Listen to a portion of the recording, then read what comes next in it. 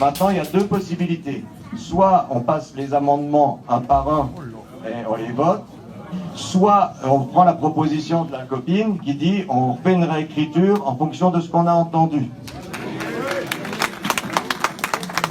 Alors, il y a des choses qui ont été retenues, pas d'autres. Il faut une explication. Parce qu'on ne peut pas faire un filtrage arbitraire pour 5 personnes. C'est pas possible. J'ai confiance à la commission, c'est pas un... Bah non. Qu'est-ce qui est le metteur en scène là? Il n'y en a pas. C'est nous tous.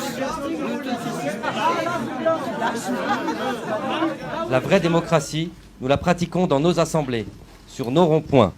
Elle n'est ni sur les plateaux télé, ni dans les pseudo-tables rondes organisées par Macron. Après nous avoir insultés et traités de moins que rien, voilà maintenant qu'il nous présente comme une foule haineuse, fascisante et xénophobe. Mais nous sommes tout le contraire. Ni racistes, ni sexistes, ni homophobes. Nous sommes fiers d'être ensemble, avec nos différences, pour construire une société solidaire.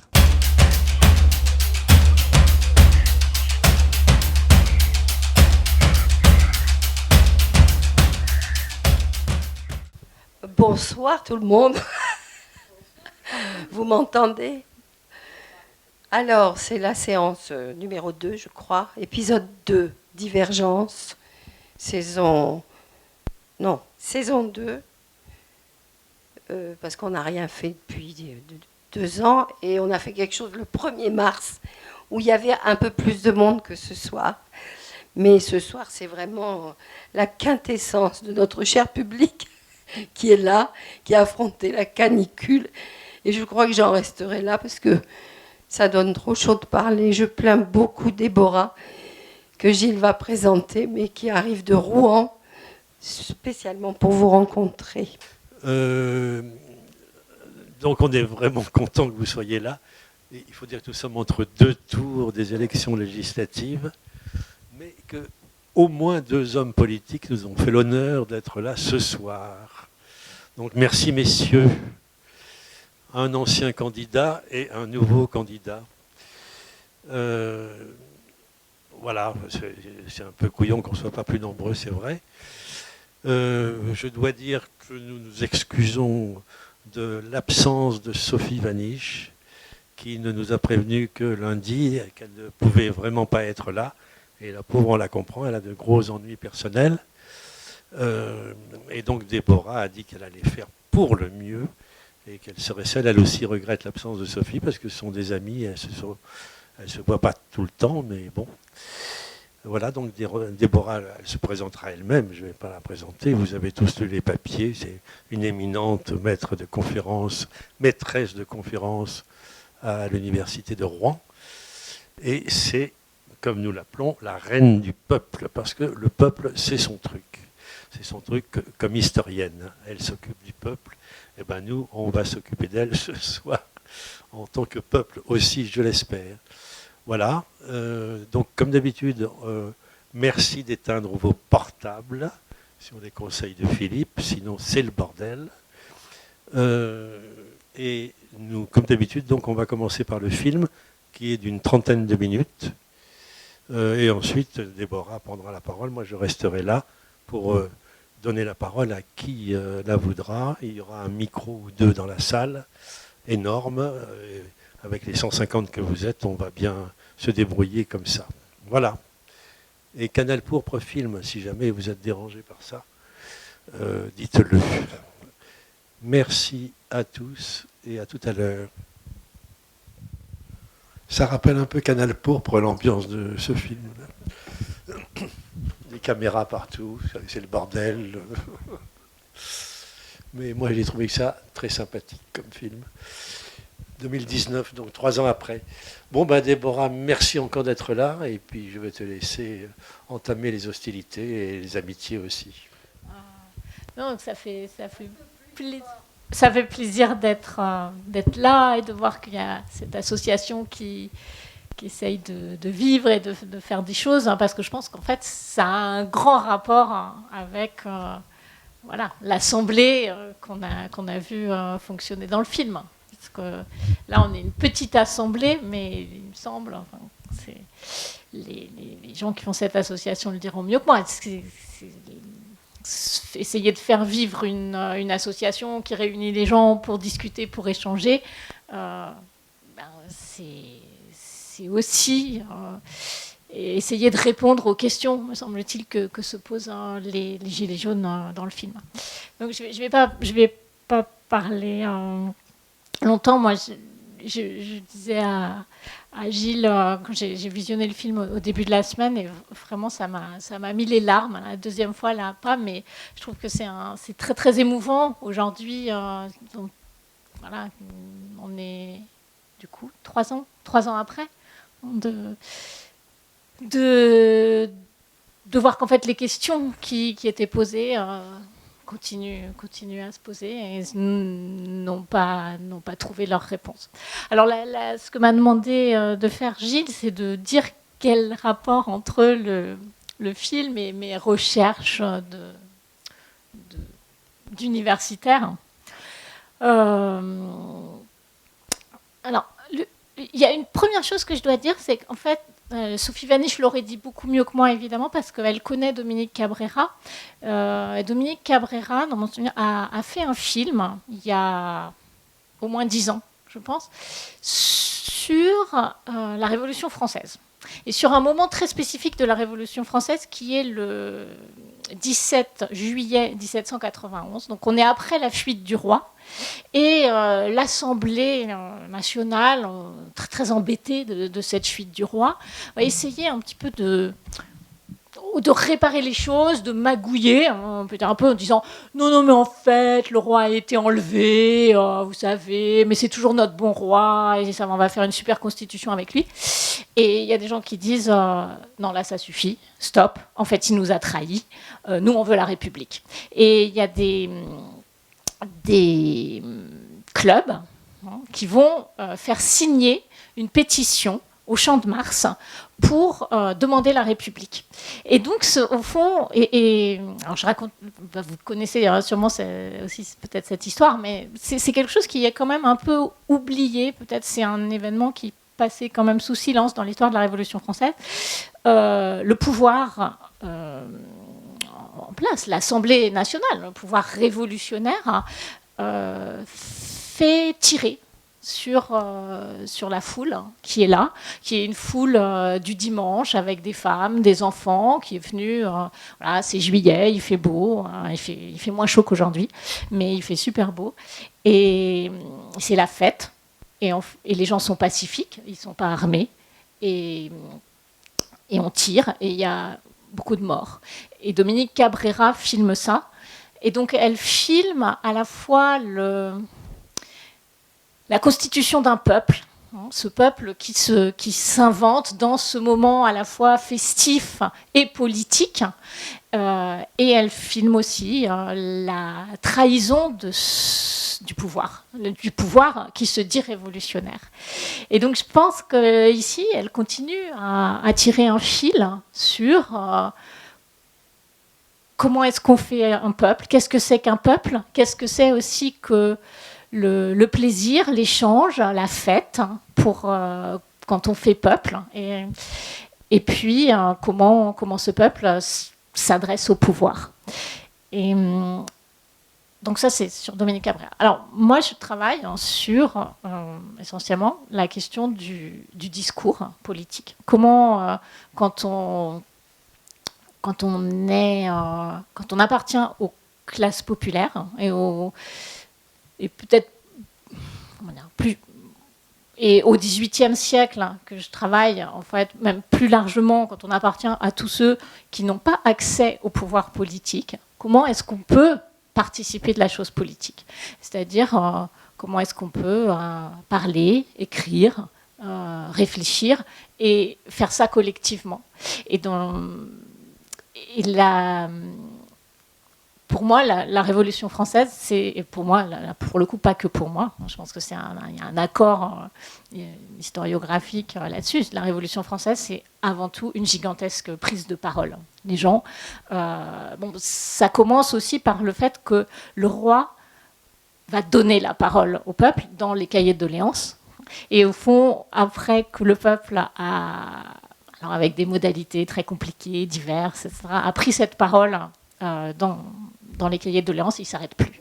Il ne s'arrête plus. Et la question de la Révolution française, c'est aussi d'abord comment faire pour garder cette parole.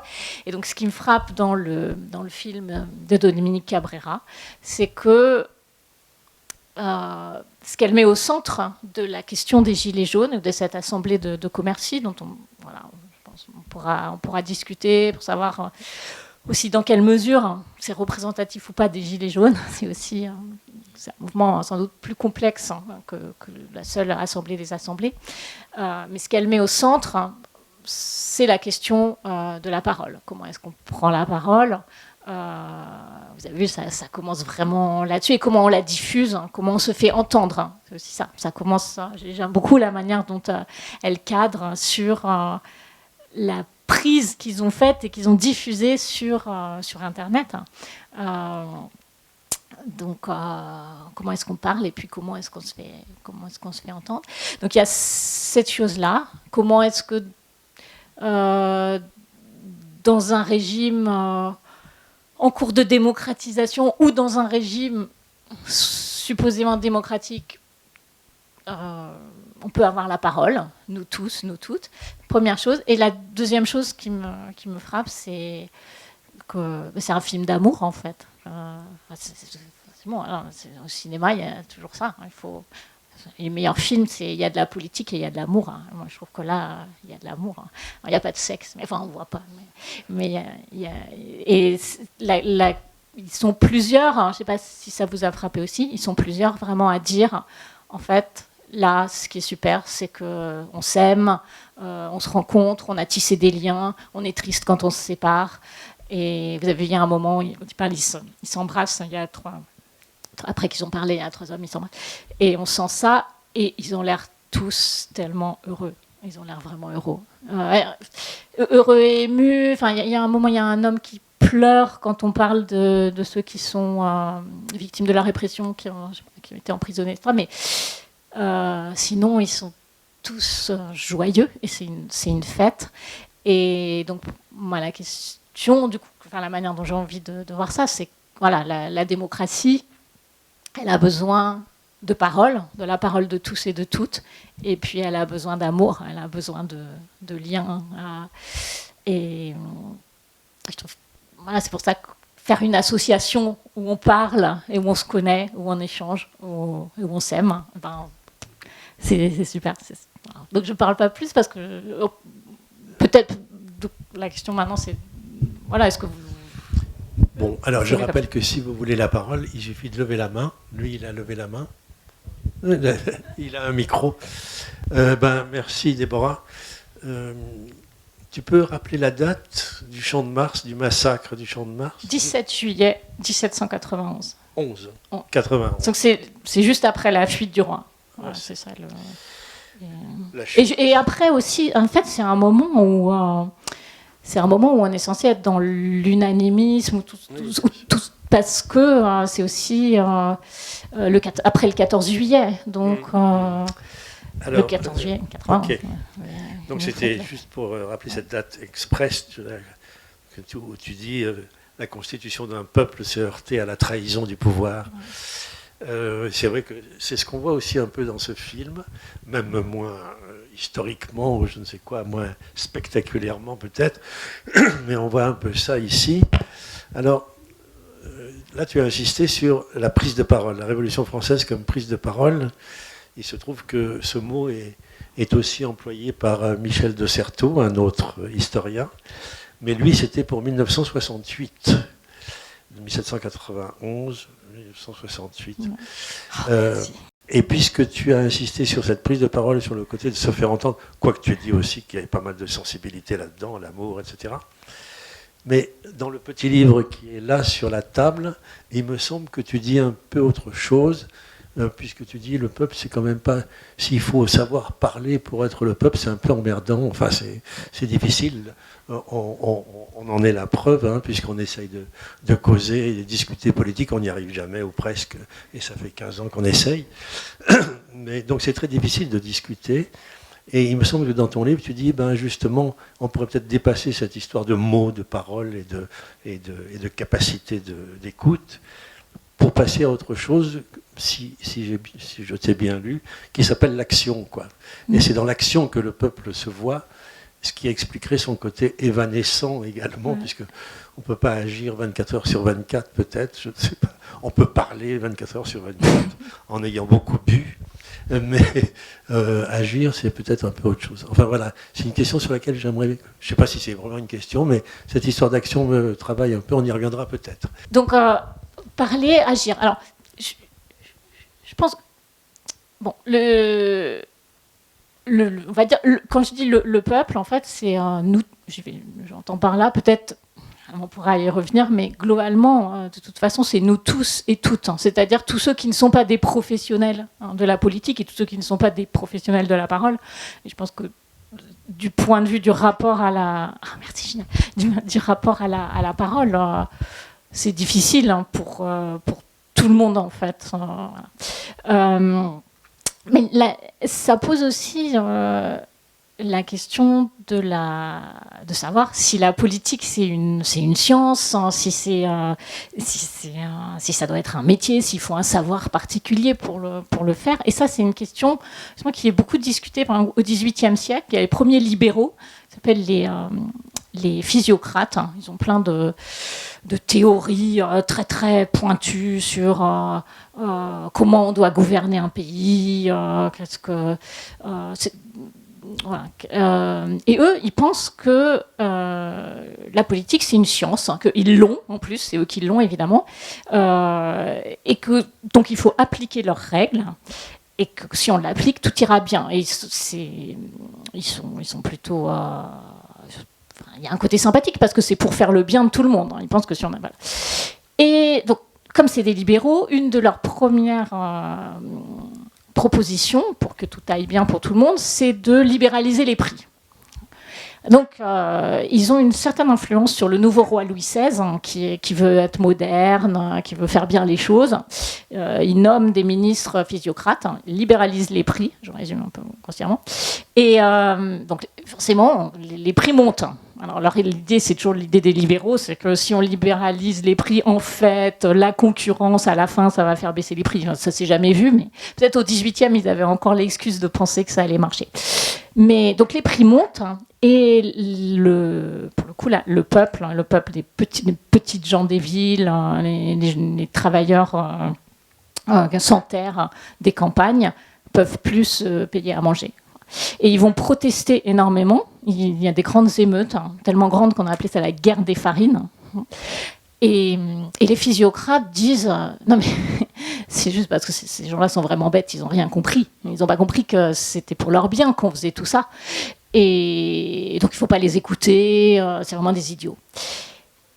Et en fait, effectivement, en réalité, dans ces émeutes, le peuple, alors soit qu'on n'ait pas les sources, soit qu'ils aient effectivement rien dit, on ne sait pas trop ce qu'ils ont dit. Ils ont juste dit, en gros, on a faim.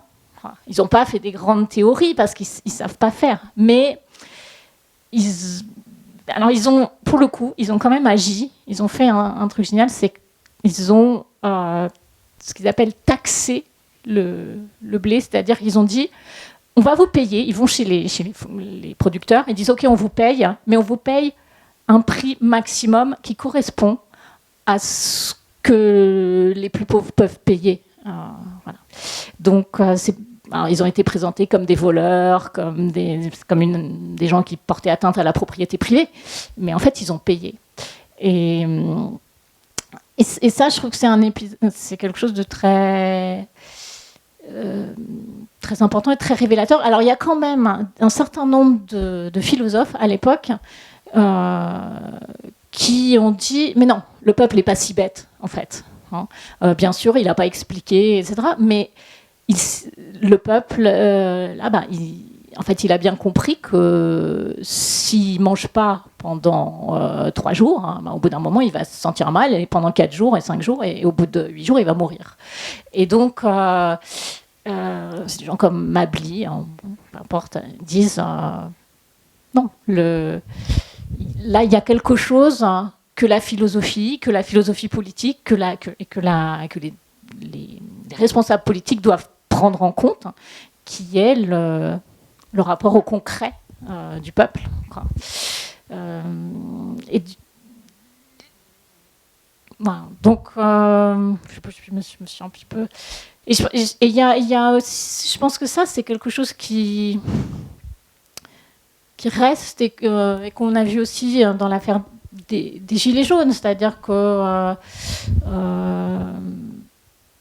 on a eu un pouvoir qui expliquait que mais si, ça va être bien, voilà, on va faire cette taxe, et puis après, ça va, dans quelques temps, ça va avoir des effets positifs et tout ça. Et je disais, non, mais là, nous, la question, c'est la fin du mois, comment on fait et avec ce slogan, vous vous souvenez, qui était fin du mois, fin du monde, même combat, qui était aussi de dire, en fait, à partir de notre réflexion sur notre fin du mois, on ne sait pas qu'on est limité à des petites questions, qu'en fait on n'est pas dans les grandes théories. En fait, hein, si on réfléchit aussi à partir du concret, à partir de nos vies, peut-être si on n'arrive pas à bien le mettre avec des grands mots, comme on en apprend dans les écoles qui forment des politiciens, à partir de ça, quand même aussi, une sorte de bon sens. On va penser des choses plus larges. On va penser même la question de la fin du monde, que vous, avec vos belles paroles, en fait, vous pensez même pas. Ok, merci. Donc, Philippe, tu voulais dire quelque chose? Moi, j'ai 3 questions et après, je passerai la parole. Des questions très courtes. 2 questions d'écho. On a beaucoup pensé au moment du mouvement des Gilets jaunes. On a fait référence au XVIIe et XVIIIe siècle avec les émotions populaires, les révoltes, les émeutes, je ne sais pas comment on va appeler ça, notamment les jacqueries, pour dénigrer, je ne sais pas, ce mouvement. Est-ce que c'était pertinent de faire ce parallèle? Première question. Ensuite, tu as évoqué le juillet 1791, mais la prise de parole au moment des cahiers de doléances, je m'interroge également sur la place que le peuple avait, enfin le peuple, je ne sais pas comment on va l'appeler, en tout cas, les classes populaires avaient pour ces cahiers de doléances, parce que qui les écrivait? Est-ce que leurs paroles étaient vraiment transcrites telles qu'ils s'exprimaient? Ça, on ne sait pas, enfin, à moins que tu aies une réponse. Et puis, troisième question, de façon plus globale, les classes populaires, le peuple, la foule, la masse, la foule imbécile, la foule passionnée, d'où ça vient? Enfin, il y a l'Antiquité grecque qui n'était pas très sympa toujours avec cette foule, enfin qui était antidémocratique, partie des philosophes de l'Antiquité grecque. Et est-ce qu'au moment des Lumières, cette image, cette construction du peuple, notamment par les philosophes des Lumières, elle a évolué dans un sens plus positif?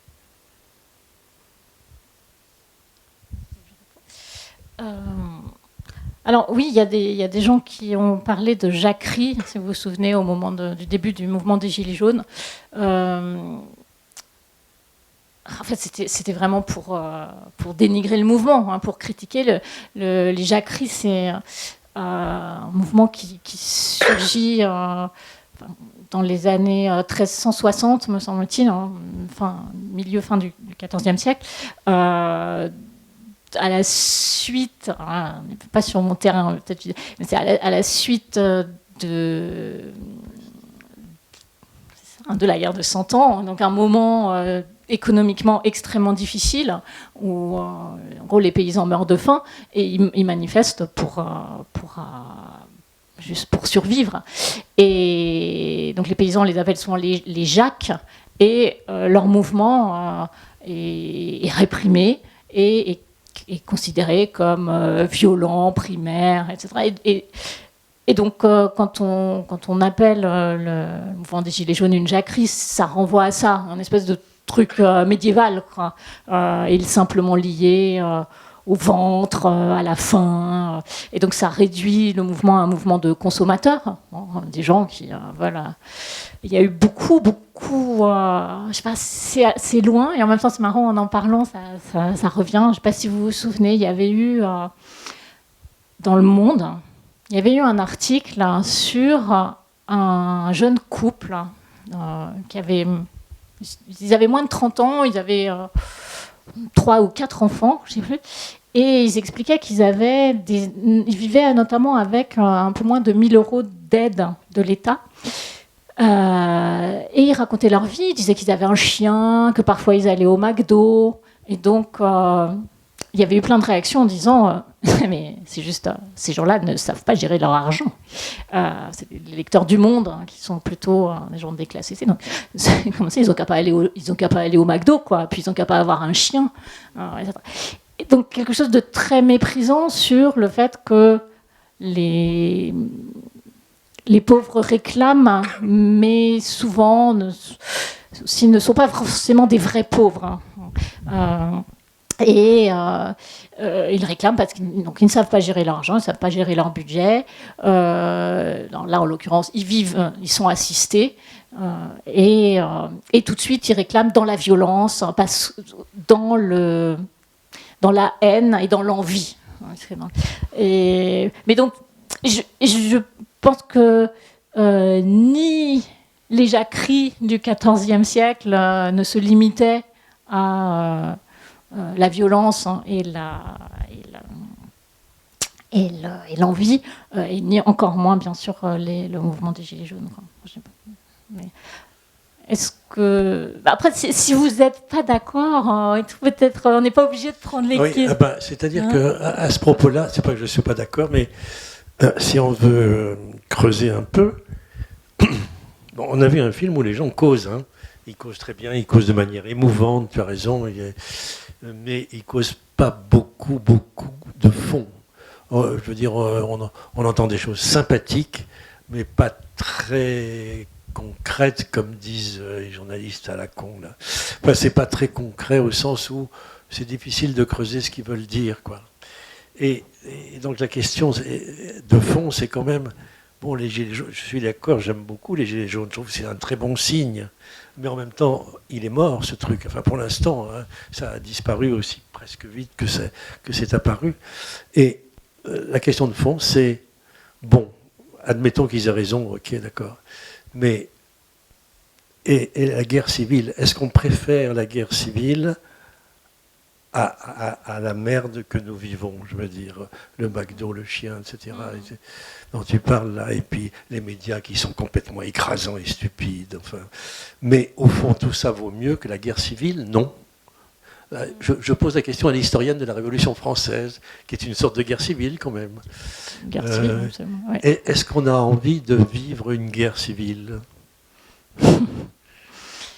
Parce que c'est là-dessus qu'ils jouent, les grands de ce monde.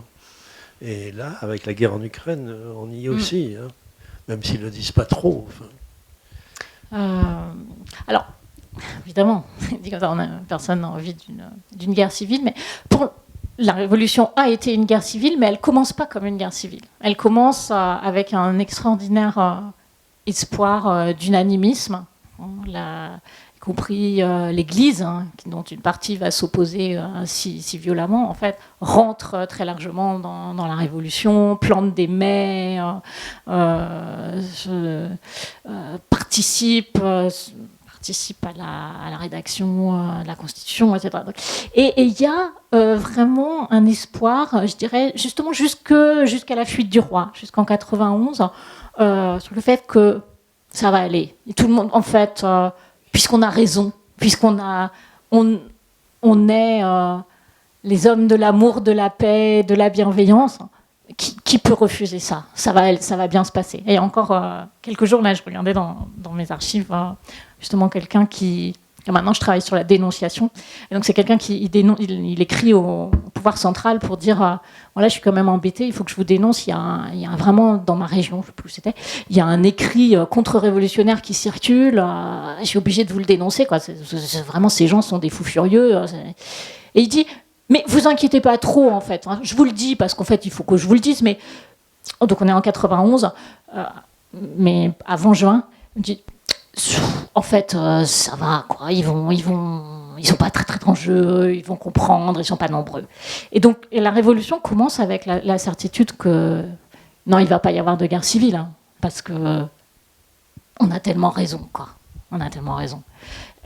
C'est quand même les premiers qui tirent en juillet.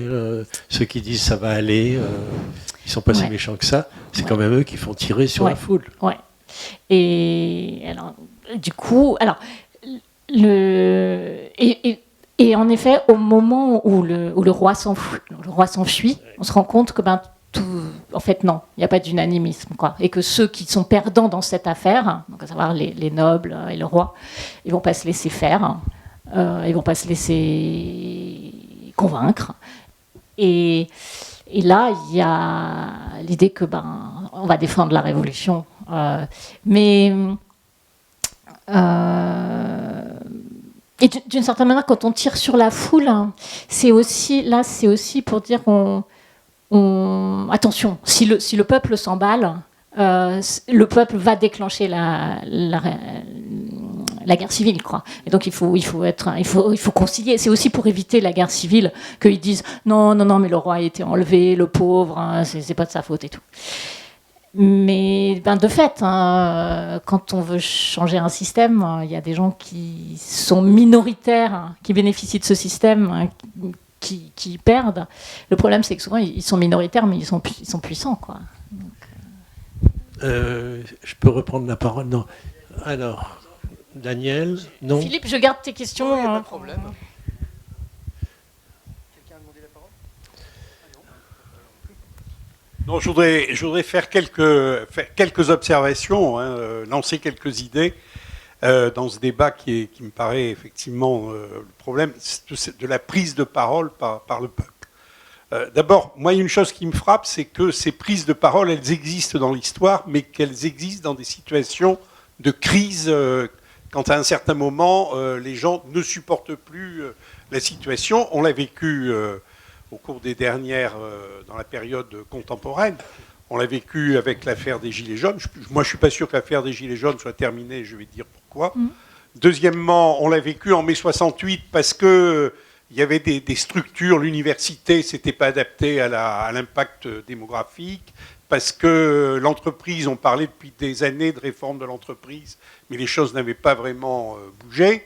Il y a un troisième exemple, d'ailleurs, c'est intéressant parce qu'il y a une référence très forte dans ce film, c'est quand les Gilets jaunes reprennent le chant des partisans, c'est la résistance. Or, la résistance, ça n'a pas été seulement la lutte contre les nazis, contre l'occupation, ça a été aussi un formidable mouvement d'idées, de projets, de programmes qui ont été portés par les différents mouvements de résistance et qui ont abouti au gouvernement du général de Gaulle en 1944-1945. Et c'est quand même là qu'on a fait les réformes les plus considérables qu'on ait faites dans ce pays.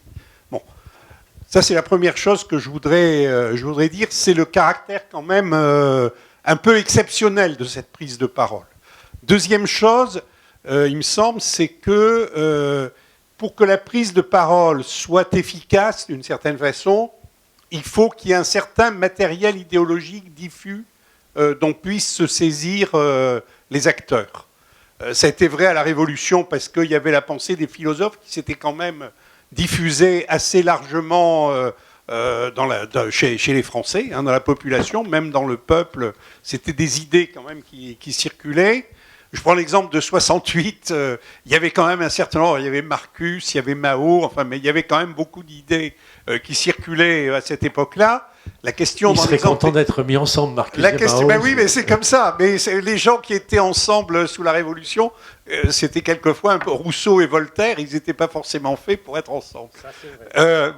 Et le problème des Gilets jaunes aujourd'hui, c'est que je ne suis pas sûr que ce matériel idéologique diffus il soit aussi élaboré et aussi fortement répandu qu'il était à cette époque-là. Puis la troisième chose, je dirais, c'est la place du politique par rapport à tout ça. Parce que moi, je pense que le politique, son rôle, c'est d'être sans arrêt quand même dans un effort, je dis confrontation, mais c'est confrontation dans le sens d'échange avec le peuple, c'est d'essayer constamment de savoir ce que les gens attendent. Alors pour essayer parfois de les convaincre d'aller dans le sens que lui souhaite, mais il faut que cette confrontation existe. Or, nous sommes dans une société, c'est pour ça que je pense que le mouvement des Gilets jaunes n'est pas terminé, ou en tout cas le mouvement qui est né à travers les Gilets jaunes, parce que nous sommes dans une société où les gens ne font plus de politique que par de la communication. La communication a remplacé l'échange et la discussion avec le peuple. C'est ça un des problèmes majeurs de la société dans laquelle on vit. Ok, merci. Alors, on va réfléchir à tout ça, puis on va essayer de te répondre. Donc ça, c'est un ex-homme politique. Il a été député, maire et tout ça. Un grand cumulard devant l'éternel.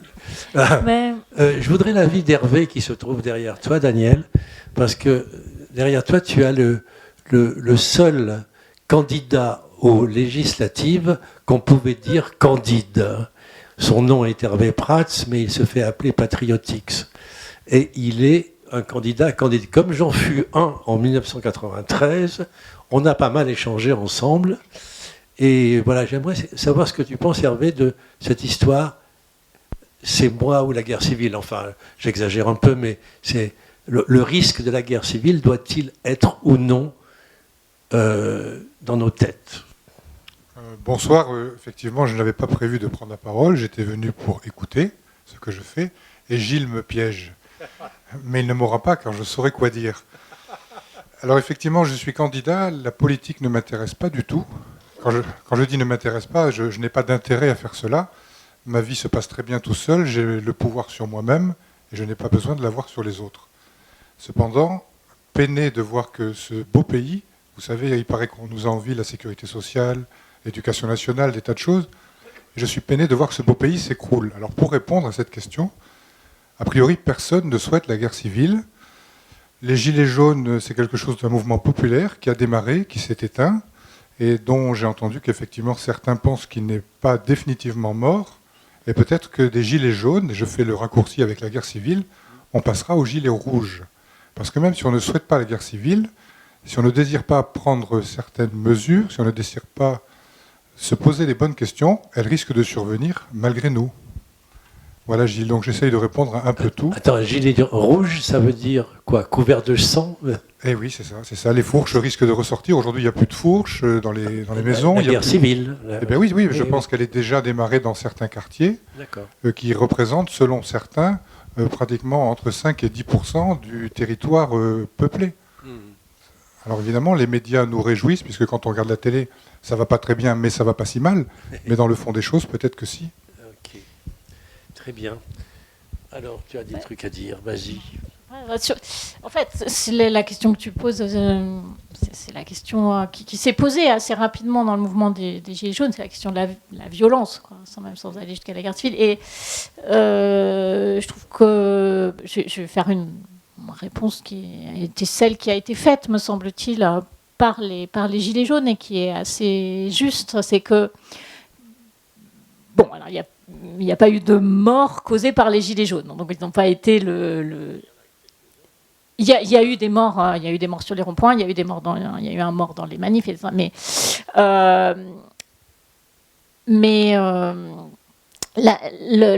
bon, il y a eu des violences matérielles, bien sûr, mais la réponse et les Gilets jaunes ont été vraiment, ils le disent d'ailleurs, on a été présentés comme des casseurs, des gens violents, etc. Et ça, c'est systématique pour aussi, revenir sur ta question sur le peuple comme foule. C'est un truc, mais depuis, je ne sais pas avant, mais en tout cas pour le 18e que je connais, c'est systématique de présenter le peuple comme violent et étant dans l'émotion. Au 18e, pour dire une émeute, on dit une émotion. Ça veut dire, c'est des gens qui rentrent en mouvement sans avoir trop réfléchi. Ils sont poussés par quelque chose qui n'est pas de l'ordre de l'intellect, qui n'est pas de l'ordre de ce qui pousse au discours, ce qui organise le discours, mais qui est de l'ordre de l'affect, de l'émotion, et potentiellement, du coup, de l'émotion violente. Mais les Gilets jaunes ont très bien, je crois, traité cette question en disant attention, parce que la violence, il y a plusieurs formes de violence. Et je ne sais pas si c'est un peu ce que vous vouliez dire. Aujourd'hui, il y a des... Sans même parler, on ne peut pas lancer peut-être sur les violences policières, mais il y a des violences sociales, économiques et sociales qui sont énormes et qui créent des morts. Il y a un écart... entre un écart d'espérance de vie de 7 ans, je crois, entre les plus pauvres et les cadres supérieurs. C'est des morts, c'est très violent. Peut-être qu'on est déjà dans la guerre civile, mais qu'on ne le sait pas. C'est ça, on est on est de toute façon dans une guerre dont les vainqueurs sont les multinationales, leurs actionnaires, et dont les perdants sont non seulement, à mon avis, les plus pauvres, mais aussi tous et toutes les habitants de cette planète en train d'être détruite du point de vue écologique. Et donc, parce qu'il y a une guerre quand même qui est menée à la nature, de manière très claire. Donc, je crois que face à cette violence-là, de toute façon, sans doute faut-il prendre le risque d'une...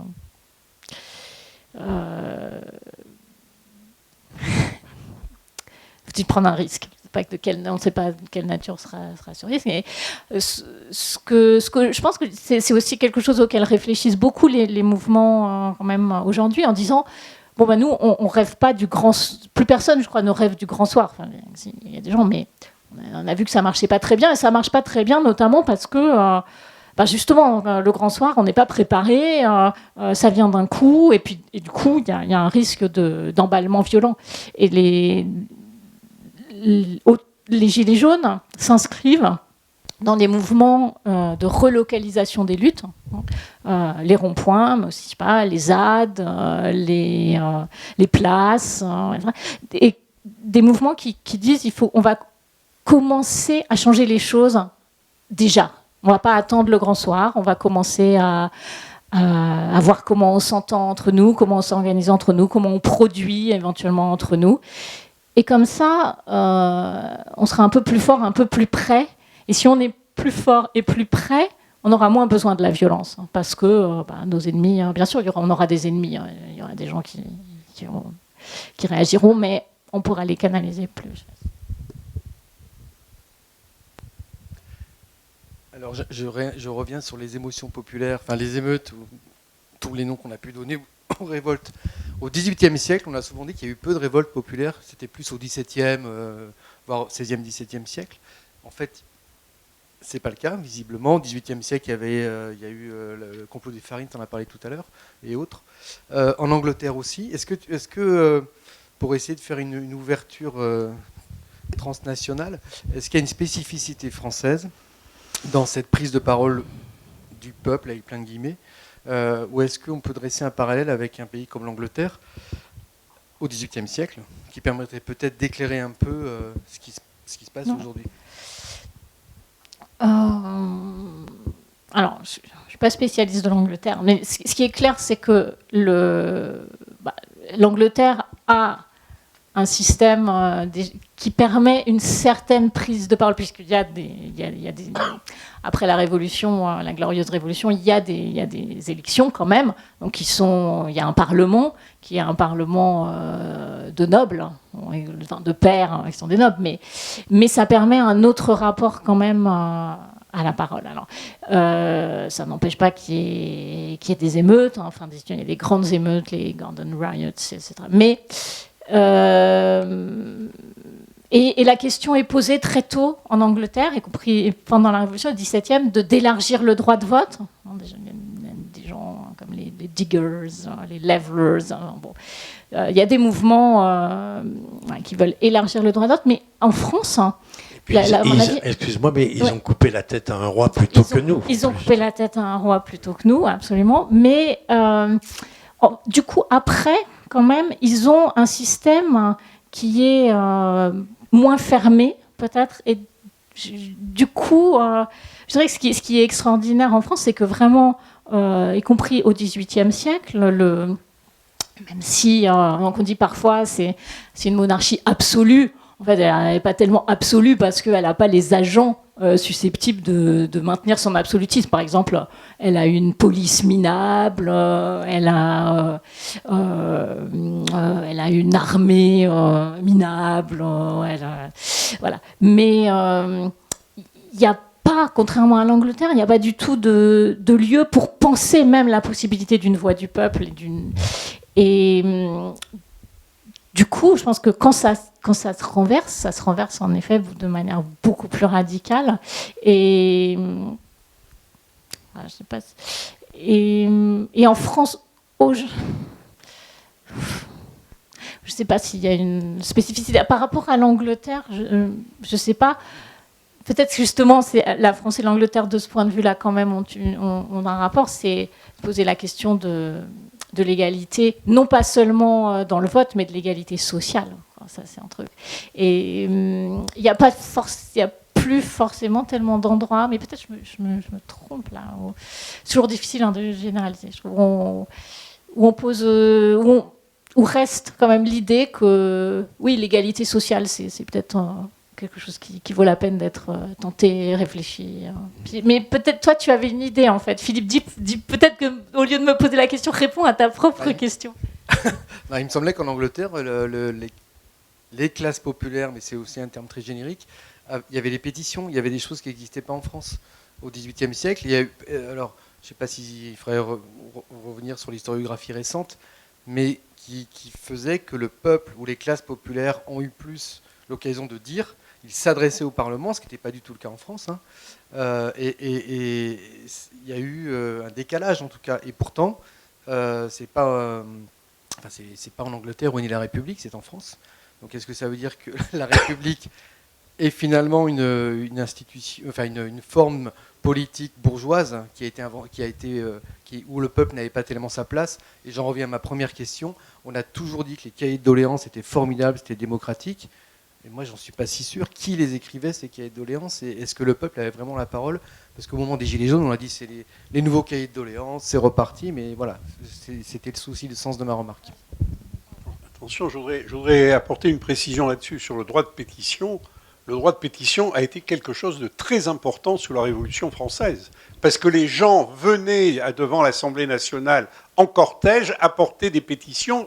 Et c'est parce qu'ils pénétraient dans l'Assemblée nationale jusqu'au jour où ils ont massacré un des représentants qui s'appelait Ferraud, dont la tête a été emportée au bout d'une pique. Et à partir de ce moment-là, on a pratiquement, en France, fermé le droit de pétition. Ce qui fait qu'aujourd'hui, le droit de pétition, il existe en théorie, mais c'est un droit...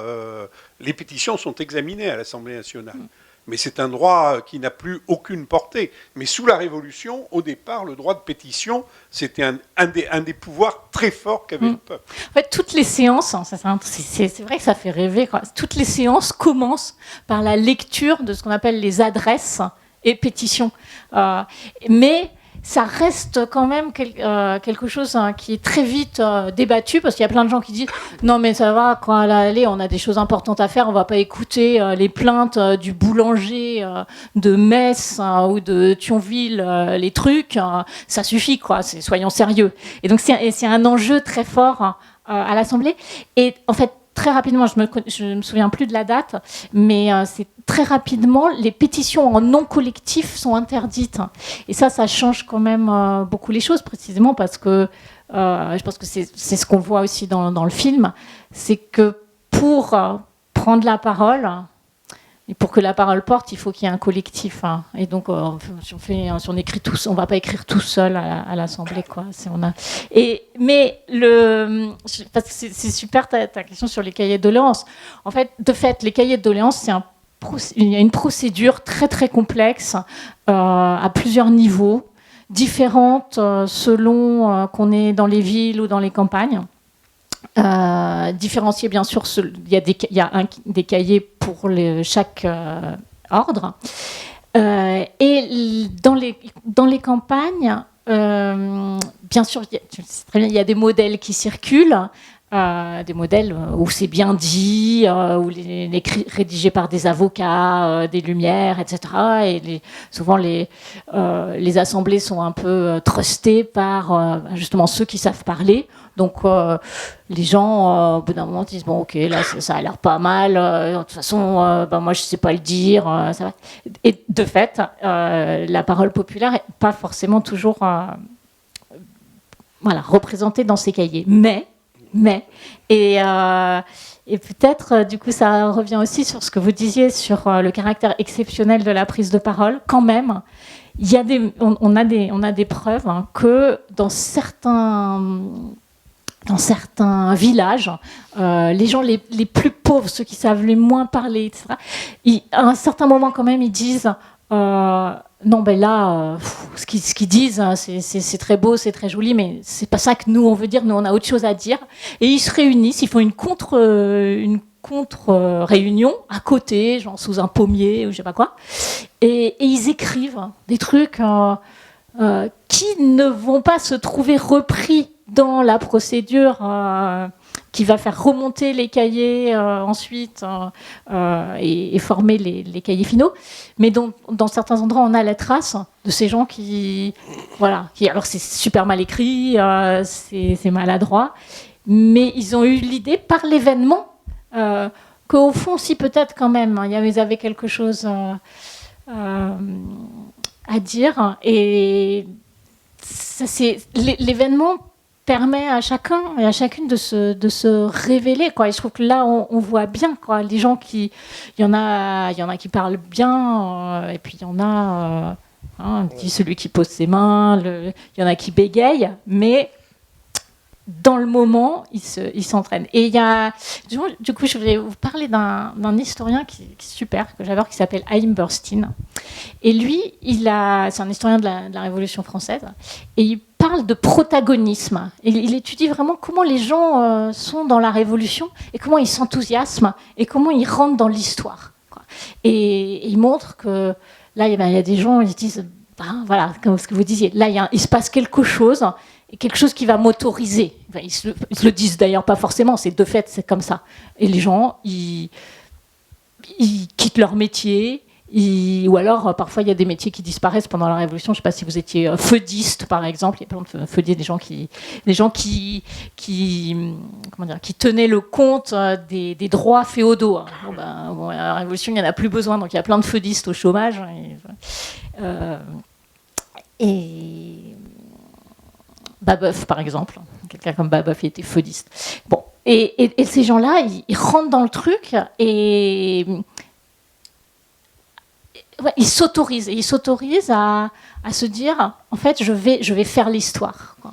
Et là, il y avait un peu ça aussi chez les Gilets jaunes, quoi. Mais je crois qu'on est à peu près tous d'accord là-dessus. Parmi les événements, justement, c'est le bon mot qu'on a cité, donc la Révolution française, les cahiers de doléances, puis la Révolution française, 68, la résistance d'abord, 68, puis les Gilets jaunes. Personne ne se plaint de tout ça, c'est vachement bien. Reste que comment ça advient l'événement, comment ça advient l'événement. C'est quand même étrange que ces choses passent, quoi. Je sais pas si on a des idées là-dessus.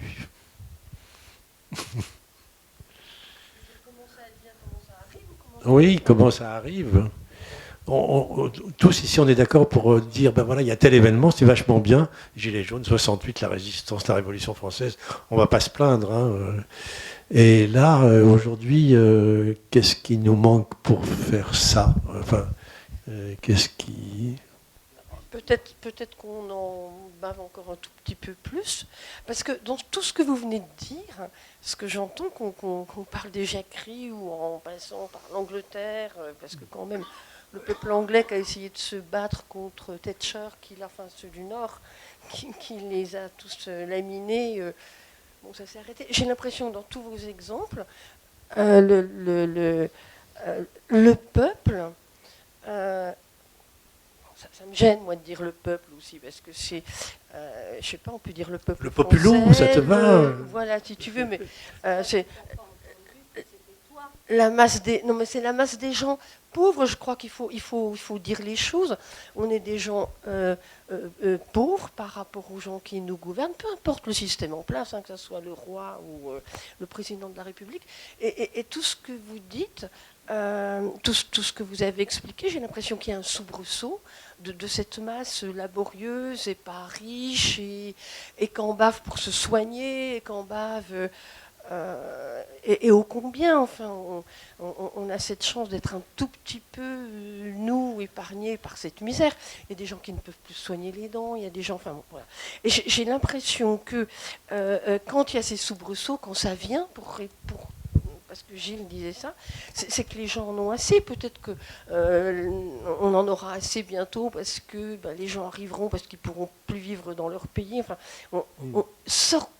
je pense qu'on est à la veille d'un grand soubresaut et qu'on reverra quelque chose qui arrivera.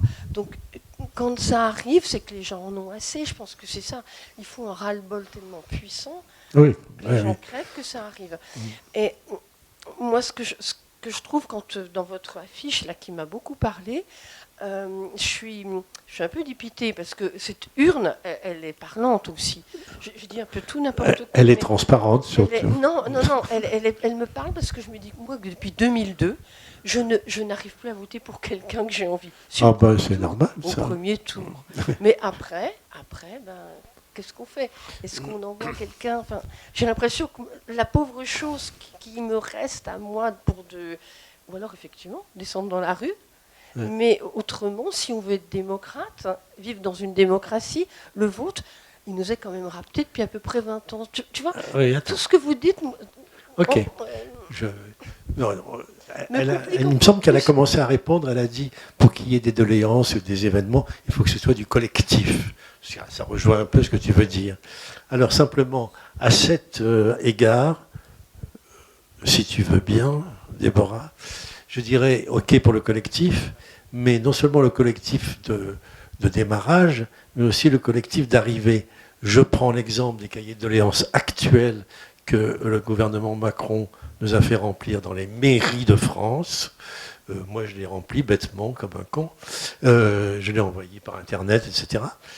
Et j'ai lu qu'un collectif de sociologues de Gironde, de l'université Montaigne, a analysé un peu ces cahiers de Gironde, mais ça n'a jamais été fait sur l'ensemble du territoire, là, oui. Et c'est ce collectif-là qui manque aussi. Alors, j'en profite peut-être pour accuser les universitaires, bordel de merde, pourquoi vous ne faites pas votre boulot? Il faut analyser tout ça, au lieu de laisser faire le gouvernement qui les a foutus dans le dernier tiroir à gauche, sous la poubelle. Voilà. Laurent, à toi. Oui, alors moi je souhaitais...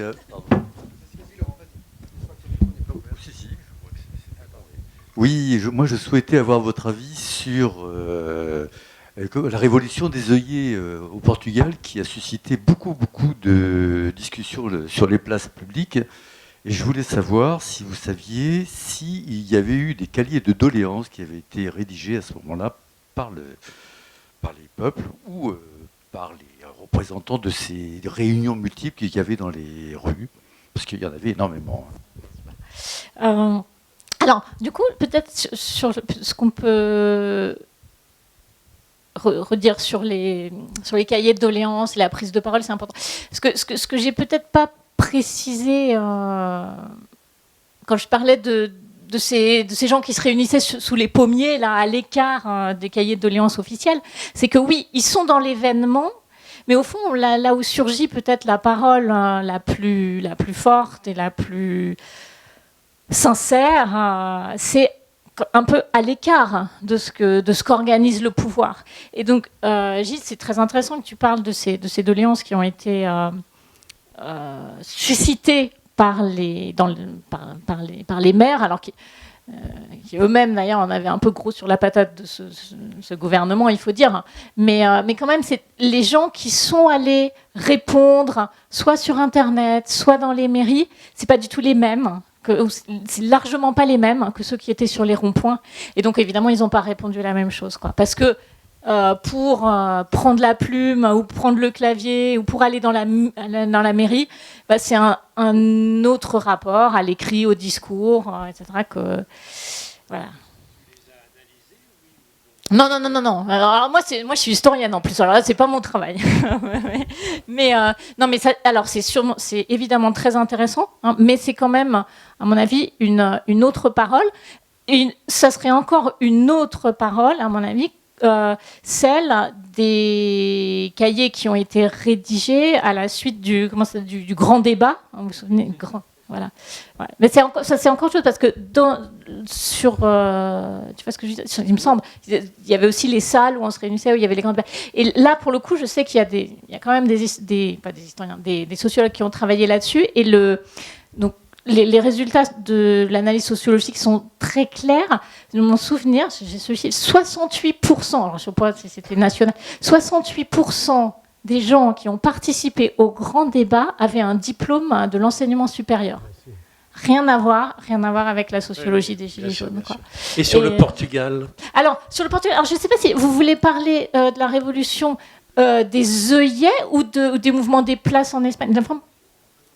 Ah oui, d'accord. Alors, ouais. Eh ben, je sais pas. Alors, il y a un livre que j'adore sur la révolution des œillets. Je crois qu'elle s'appelle Varela. Et moi, j'ai adoré ce livre parce que c'est vraiment une histoire de la révolution au ras du sol, avec justement comment ça se passe dans les quartiers, comment les gens prennent la parole, et avec tout le bonheur qu'il y a aussi. C'est vraiment... Et il y a une collègue spécialiste de la révolution des œillets qui m'a dit non, mais c'est très joli, mais c'est n'importe quoi. Donc, n'étant pas je ne sais pas, quoi. Là, ça dépasse mes compétences, mais je vous recommande quand même ce livre de... Je ne sais pas comment elle s'appelle. Je ne sais pas si c'est Raquel et Varela. C'est un très très beau livre. Et c'est une dans ce qu'elle décrit, c'est une révolution où en effet les gens ne s'y attendaient pas, c'est pas préparé. Et c'est peut-être là que les choses remontent du plus profond. Là aussi, quand il dit, je sais pas, qui est le metteur en scène, on ne sait pas, on a organisé. Qu'est-ce que vous avez prévu de dire? On ne sait pas. Ça vient de nous, quoi. Il y a cette volonté vraiment dans le film. Vous avez chaque fois ils disent, ça nous ressemble, c'est nous. Et enfin, excuse-moi, mais il y a quand même une chose qui m'a gêné là-dedans, c'est l'omniprésence des smartphones. Et des selfies, ça c'est un peu contre-révolutionnaire, je crois. Le fait que les gens se filment sans arrêt, y compris en train d'être filmés, enfin, tu vois, il y a une espèce de jeu d'image là. Je ne suis pas du tout d'accord avec ce que tu dis. Oui, mais bien sûr, tu as le droit, mon chéri. C'était un moyen de communication qu'on utilisait. Enfin, moi, ça m'a gêné dans le film un peu. D'accord, pardon. Est-ce qu'il y avait une intervention? Peut-être l'ancien député maire qui a participé. Non, mais je voulais revenir sur les cahiers, les grands débats, etc. Parce que toi, il me semble qu'en tant que député maire, tu les as organisés à Bergerac. Est-ce que les gens qui venaient à Bergerac étaient...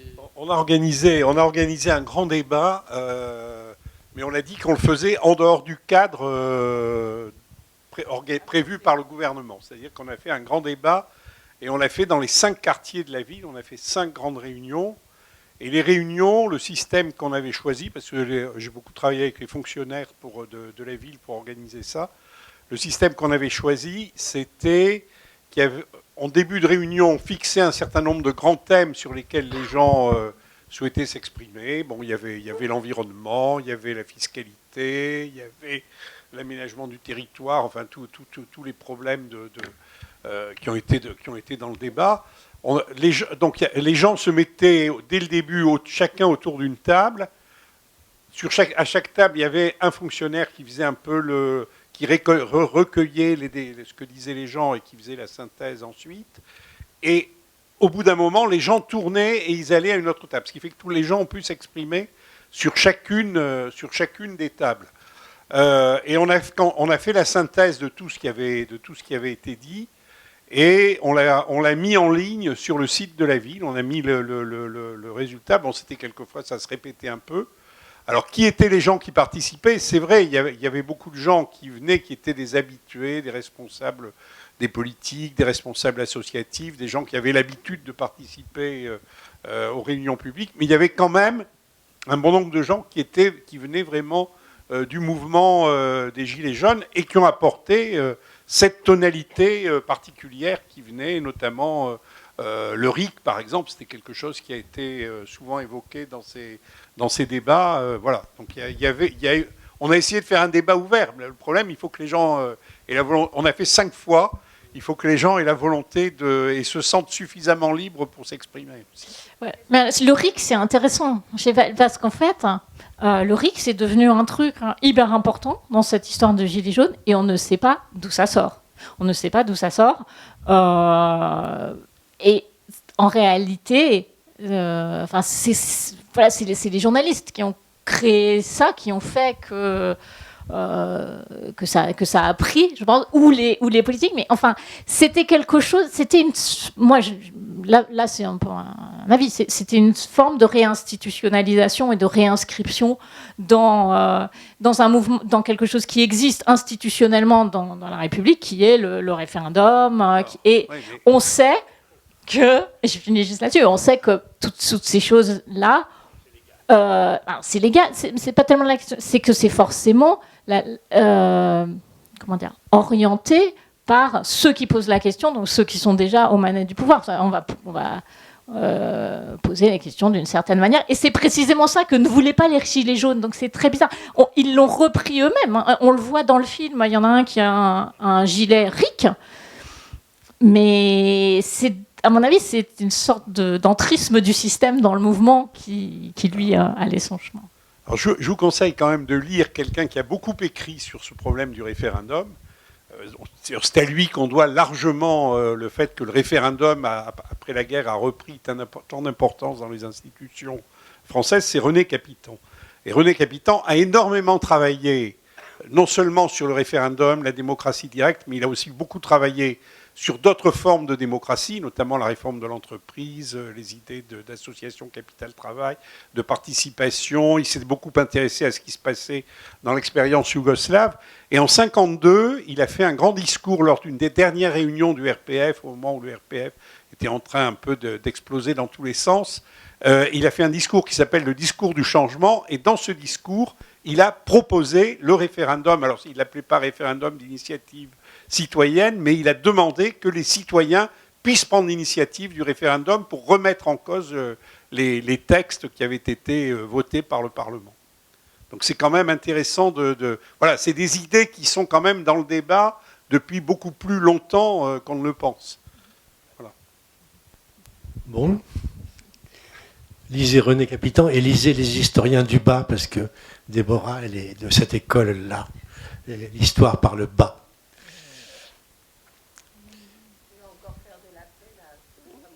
Hervé voudrait la parole. Oui, alors c'est juste pour être un peu plus léger, une anecdote, puisque vous abordiez le Portugal. Au début des années 90, j'y ai été. J'ai fait un service non pas militaire mais civil en tant que coopérant à Porto. Et je suis épris de liberté et j'apprécie particulièrement les pays sous-développés, mais au sens noble du terme. Je me disais, dans ce pays, je serais peut-être un peu plus libre qu'en France. Je pourrais marcher pieds nus tranquillement. Et quelle ne fut pas ma surprise, arrivant à Porto, marchant pieds nus dans les rues, de voir les gens me regarder comme si je sortais d'un zoo. J'étais surpris, puisque dans ce pays-là, normalement, les chaussures avaient été introduites plus tard que chez nous. Et j'ai découvert que jusqu'à cette révolution des œillets dont vous parliez, le dictateur Salazar, sachant que son pays avait une connotation de pauvreté vis-à-vis de l'Europe, avait interdit de marcher pieds nus dans les campagnes et dans les villes. Donc les Portugais ne marchaient pas pieds nus. Et quand ils ont vu, 20 ans après, rendez-vous compte comme leur cerveau était imprimé, un Olibrius marcher pieds nus, ils étaient presque scandalisés. Voilà pour l'anecdote.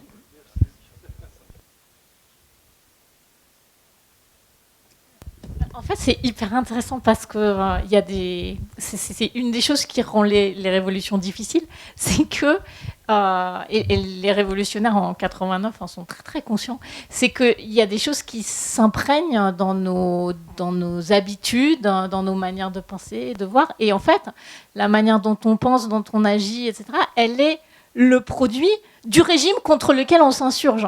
Et donc, les révolutionnaires, ils ont ce problème-là en 89. Ils disent, oui, mais là, le problème, c'est que le peuple avec lequel on veut faire la révolution, tout ce qu'il est, tout ce qu'il veut, tout ce qu'il souhaite, ça a été forgé par le roi, par la monarchie absolue.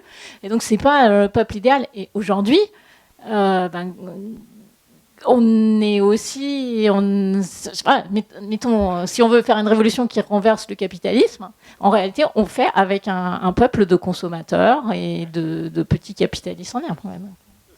Et donc, Et c'est très long et ça prend du temps pour changer les choses. Par exemple, on aurait pu expliquer aux Portugais, non mais c'est super de marcher pieds nus, tu sens la terre, t'es proche de ton char, je sais pas quoi, je sais pas comment vous l'expliqueriez. Parce que moi aussi, en fait, je suis forgée par l'idée que c'est pas mal de marcher. J'ai essayé de marcher pieds nus il y a quelques années, je me suis pris plein de comment ça s'appelle là, pas des ampoules, là, des machins. Non, c'est des... Enfin, bref. Des ampoules. Ouais, ouais. Et échardes. Et donc les révolutionnaires disent la solution, c'est l'éducation. C'est l'éducation, donc on va expliquer aux gens que vous allez voir, marcher pieds nus c'est beaucoup mieux, sans roi c'est mieux, etc. Sauf que l'éducation ça prend du temps. Et on n'a pas le temps. On n'a pas le temps parce que les ennemis sont là, parce que le roi, il faut le renverser tout de suite. Et nous, aujourd'hui, on n'a pas le temps parce on est le 15 juin, il fait 42 degrés et la planète crame. Et donc, le changement écologique, par exemple, non, on n'a pas le temps. Oh, moi, j'ai juste un petit truc à dire. C'est pour répondre à Gilles à propos des caméras, des selfies, soi-disant. Il n'y avait pas de personne faisait des selfies. Si tu fais un appel, que tu es au fin fond de Commercy et que tu veux que tout le monde t'entende, tu es quand même obligé de te servir des moyens de communication de masse qui existent. Sinon, tu peux toujours gueuler dans ta pièce, même si tu es 40, personne ne le saura. On n'est même pas 40, ma chérie. Là. Non, mais pourtant, on gueule. Hein.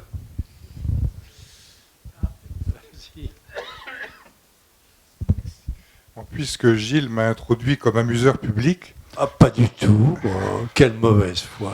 Je vais vous livrer une autre anecdote qui n'est connue que de moi, et dans quelques minutes, elle le sera de vous aussi. Dans cette anecdote, qu'ignore l'une des personnes présentes, je remonte là encore, il y a presque 30 ans, avant les élections législatives. Et un monsieur ici présent, nous l'avons dit, a été nommé, élu député de la République. Et ce monsieur Garrigue, devant vous, va apprendre cette histoire. Donc c'était, je ne sais pas, 92, 93, Ville-en-Blard, c'est une commune qui fait partie... Pardon ? Donc ça devait être juste avant, 93, les journées commençaient à être belles, et dans la commune de Ville-en-Blard, qui fait partie de la circonscription de Bergerac, je cheminais dans la rue principale, sur un côté du trottoir. J'étais dans cette tenue, pieds nus. En face de moi, de l'autre côté du trottoir, M. Garrigue, entouré de 2 autres personnes, en pleine campagne Ville-en-Blard, et puis en pleine campagne de législative, change de trottoir pour venir vers cet homme pieds nus qui devait être le simplet du village. Et c'était dans ce cas de figure qu'il est venu vers moi pour me dire qu'il allait se présenter comme député en se disant « Ce doux débile doit bien avoir une voix qui peut compter pour moi ». Je m'en suis réjoui en silence et je vous livre l'anecdote aujourd'hui devant M. Garrigue, ici présent. Assurément, ce n'est pas une invention de ma part. À cette époque-là, comme aujourd'hui d'ailleurs, je ne votais pas, considérant qu'un vote blanc n'étant pas reconnu, je ne voyais pas, madame disait, à qui donner ma voix. C'est à faire l'interprétation, mais bon... Voilà, non, mais rien, pardon. Je n'ai pas répondu à... Non, bon, on peut... Je ne sais pas si vous vouliez... Si, il y a aussi un phénomène quand même qui est intéressant, c'est que les manifestations de rue en fait augmentent beaucoup. Parce que souvent on dit il y a une dépolitisation, les gens, et en fait depuis 2007. Entre 2007 et, alors, je ne sais plus les chiffres, et peut-être justement le 2019, les manifestations, le nombre de manifestations a augmenté de 100%. Donc une multiplication par 2, quoi. Et donc ça veut dire qu'il y a une sorte de désir de politique, de désir de s'exprimer, mais qui aboutit pas trop. Et il y a une chose très importante peut-être avant qu'on se quitte quand même, parce qu'on n'a pas parlé de ce mot de peuple, et c'est quand même une question qui a été posée vraiment pendant ces histoires du gilet jaune. Parce qu'en fait, peuple, c'est quelque chose qui vient se substituer un petit peu au sujet politique traditionnelle, hein, c'était la classe ouvrière, quoi. Et c'est aussi une des choses, hein, qui a fait qu'au début du mouvement des Gilets jaunes, il y a toute une série de partis, de syndicats, de gens de gauche qui étaient un petit peu réticents en disant mais c'est quoi là? En fait, c'est ces gens qui discutent, qui se rassemblent sur une base qui n'est pas une base professionnelle, encadrée. Et en fait, c'était quand même ça, je trouve, qui était très intéressant dans le mouvement des Gilets jaunes, qui est que c'est un nouveau type de sujet politique qui rassemble des gens différents sur une base non professionnelle. Ce qui ne veut pas dire que les questions de travail, de salaire sont exclues, pas du tout. Mais ça rassemble quand même des gens différents. On est un peu coincé parce que on est dépolitisé en un sens et dépolitisant au sens on veut virer tous ces guignols. Hein, donc on ne veut plus de politique. C'est pour ça qu'Hervé dit moi je ne fais pas de politique alors qu'il vient d'être candidat aux législatives. C'est bon, mais parce que bon, on veut dépolitiser et en même temps on veut repolitiser. Et du coup, c'est vachement difficile de se retrouver collectivement dans une expression qui est elle-même paradoxale. Comme dit notre chère Rancière, le peuple, c'est ce qui n'est pas d'accord avec lui-même, quoi. Donc, c'est ce qui est divisé par rapport à soi-même, comme nous tous ici. Contrairement à ce que Hervé dit, je suis souverain sur moi-même. Mon cul, mon gars. Personne n'est souverain. On est divisé d'avec nous-mêmes. C'est pour ça que tu as raison de marcher pieds nus, pour sentir la différence et tout ça. Hein. Enfin, voilà. Bon. Donc, qu'est-ce qu'on dit quand Brigitte, tout à l'heure, elle a eu du mal, même si je l'interprète, à utiliser le mot peuple.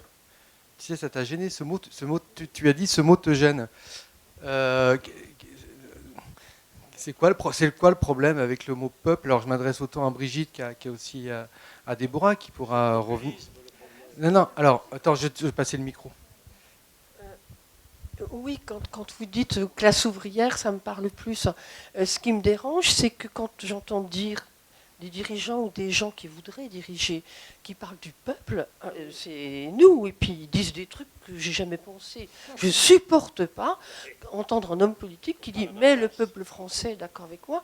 Quand Marine Le Pen dit « le peuple, c'est... » Non, c'est... Hein, enfin, elle dit quelque chose comme ça. Donc c'est pour ça que ce mot... Dans son château de Montretout, elle dit « je suis du peuple ». Ouais. Oui, en plus. Ça, d'accord. Mais oui, tu as raison. C'était très, pour moi, ça m'a vraiment interrogée, cette phrase « peuple en ordinaire oublié », parce qu'on se sert de ce mot pour un peu noyer... Enfin, les gens, les hommes politiques en ce moment, se servent de ce mot pour noyer le truc. C'est « je vous comprends, je vous aime, j'appartiens », et voilà, je préférerais effectivement qu'on me dise « pourquoi pas la classe ouvrière ?» Encore qu'il y aurait peut-être autre chose à trouver. Mais voilà. Et je pense qu'on ne laisse plus la parole. Pardon. Voilà, on est dans une démocratie. On nous fait croire qu'on est dans une démocratie. C'est un régime de dirigeants comme un autre. Et on nous dit, quand on nous dit peuple, effectivement, ça m'a parlé, et j'ai commencé de lire votre livre. C'est une façon de nous dire vous êtes rien, quoi. Je peux utiliser ce mot-là pour vous dire, moi je vous comprends. Moi je veux pas que Marine Le Pen me comprenne, enfin qu'elle me foute. Vous voyez ce que je veux dire? C'est pour ça que ce mot, oui, je trouve qu'il mettait le débat vraiment sur une interrogation qu'on peut avoir dans la façon dont on est un peu berné, totalement berné par les gens qui essayent d'avoir le pouvoir politique en ce moment. C'est ce que je pense. Presque. Ouais. J'ai une réponse à faire à Brigitte. Je ne suis pas d'accord avec le fait d'abandonner un mot qui est un très beau mot, simplement parce qu'il a été dévoyé par des politiques. Qu'est-ce que tu dis? Parce que si on se débarrasse de tous les mots qui ont été dévoyés, il ne nous en restera plus beaucoup. Par exemple, enfin, quand on aura fini le livre de Déborah, je pense que tu accepteras qu'on utilise le mot peuple. Oui, l'idée c'est de dire il faut se le réapproprier. C'est pas parce que c'est quand même intéressant par rapport à la classe ouvrière. Par exemple, c'est vrai que moi je peux me reconnaître dans peuple. Bon, classe ouvrière, j'enseigne à l'université, je fais pas les 3-8, etc. Ça serait un peu indu de ma part. En revanche, peuple, oui, il y a des choses il y a des problèmes, il y a des inquiétudes, il y a des soucis que je partage, y compris avec les ouvriers, mais sans être ouvrière. Quoi. Et du coup, peuple, c'est plus inclusif. Hein. Et je trouve que dans le film aussi, ils disent on a appris à se connaître, hein, parce qu'avant on se connaissait pas, et on a appris à pas avoir peur de l'étranger, dans le sens de l'autre, et à partager nos différences. Et peuple, c'est intéressant parce que je pense que c'est une possibilité de faire dialoguer des différences et de chercher en fait ce qui les réunit, ce qui les réunit et ce qui les réunit contre ceux et celles qui eux profitent d'une forme d'oppression qu'on subit tous, quoi. Donc moi je trouve que c'est un mot intéressant pour ça, et c'est les Gilets jaunes, hein, qui ont vraiment remis ça en circulation. Ok, merci Déborah. Merci à tous. J'ai oublié de dire merci aussi à l'administration anonyme de ce lycée qui nous a offert cette salle. Après tout, l'administration anonyme, c'est aussi le peuple, même s'ils ne sont pas là physiquement, mais cette salle, nous, on l'a trouvée très sympa. Il y avait quelqu'un qui nous a aidés à les mettre en place. Donc, vive la bureaucratie merdique et anonyme qui permet de temps en temps de faire des choses pas mal dans un lycée qui, après tout, est un espace public. Il faudrait quand même le rappeler, quoi. C'est pas un espace privé, hein. Voilà, merci à tous et à bientôt.